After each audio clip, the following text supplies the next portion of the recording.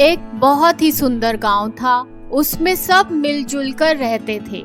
सब एक दूसरे की मदद करते थे। उसी गांव से कुछ दूर एक पहाड़ी पे रहती थी एक जादूगरनी जो बहुत ही क्रूर थी। वो अपने जादू से एक बहुत ही विचित्र द्रव्य बना रही थी। उसी गांव में एक साधारण सा लड़का अपने माता पिता के साथ रहता था जिसका नाम था हनु। हनु मंगलवार के दिन पैदा हुआ था।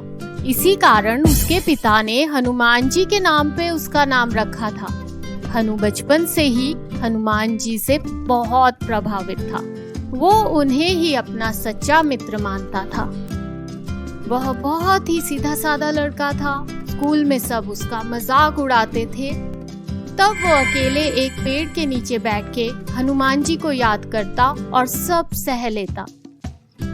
इसी तरह वो बड़ा हो गया और अपने माता पिता के काम में हाथ बटाने लगा। वो जंगल से लकड़ी काट के लाता था ताकि घर का गुजारा चल पड़े। इधर जादूगरनी का द्रव्य बनके तैयार हो गया था। यह द्रव्य उसने अपने एक सेवक को देना था जो दूर एक जंगल में उसकी पूजा करता था। जादूगरनी अपने सेवक से मिलके पूरे दुनिया पे राज करना चाहती थी। जादुई द्रव्य बनके पूरा हो गया और जादूगरनी बहुत खुश हुई और उसे अपने शागिर्द को देने उड़ चली। जैसे ही उस शागिर्द ने द्रव्य पिया वह एक बहुत बड़े दानव में बदल गया।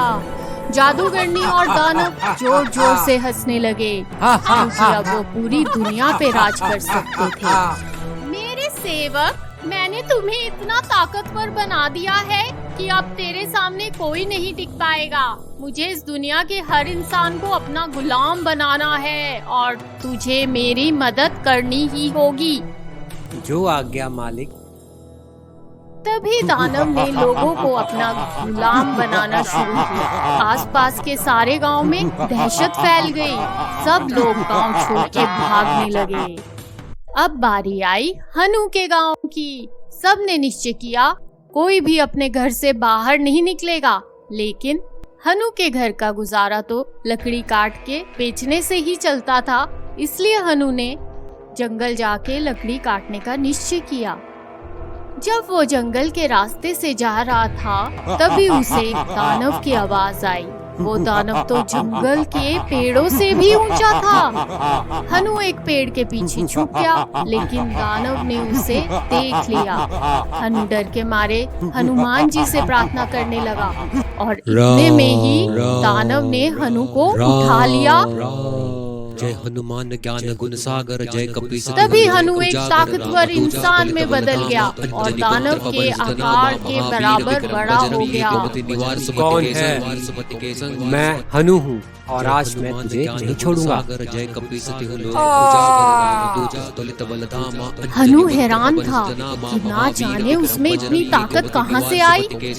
हनु पूरे रास्ते यही सोचते सोचते लकड़ियाँ लेकर अपने घर चल पड़ा। अब ये खबर पूरे गांव में फैल गई। अब तो हनु गांव का हीरो बन चुका था।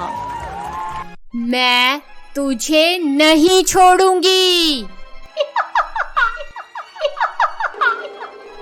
प्रियानी मेकर्स।